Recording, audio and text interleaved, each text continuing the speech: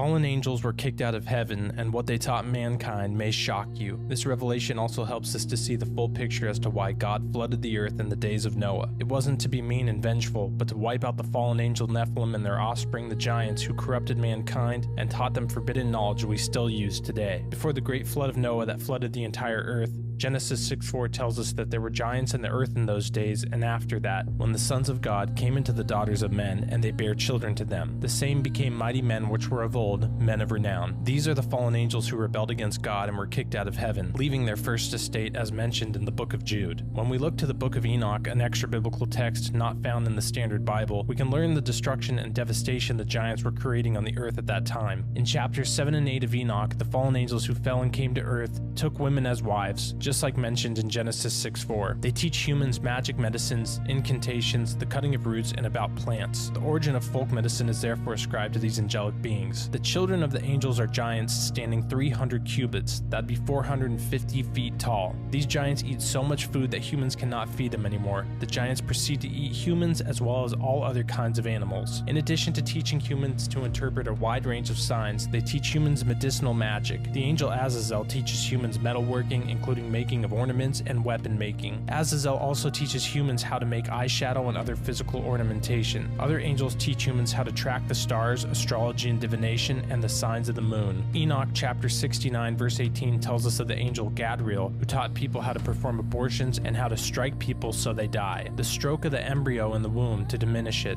the stroke of the spirit by the bite of the serpent, and the stroke which is given in the midday, the offspring of the serpent, the name of which is Tebet. These angels are responsible for teaching humans all sorts of sinful practices. Humanity fell through Adam and Eve's sin in the Garden of Eden, but once the fallen angels came to the earth and taught humans even more evil, their sins completely overtook them. Genesis 6:4 tells us this fact. Then the Lord saw that the wickedness of man was great in the earth, and that every intent of the thoughts of his heart was only evil continually. The reason for God flooding the earth was to cleanse the earth of the fallen angels, their offspring the giants, and the evil forbidden knowledge that they taught mankind that had overtaken the earth. We understand this further because God says why he chose Noah and his family to survive the flood. He says because Noah was pure in his generations, meaning he had no one in his bloodline who corrupted themselves with mating with fallen angels. Genesis 6:9. This is the genealogy of Noah. Noah was a just man, perfect in his generations. Noah walked with God. Some Bible teachers may say this verse says Noah was sinless, and that's why God chose him, but as soon as Noah and his family made it to dry ground,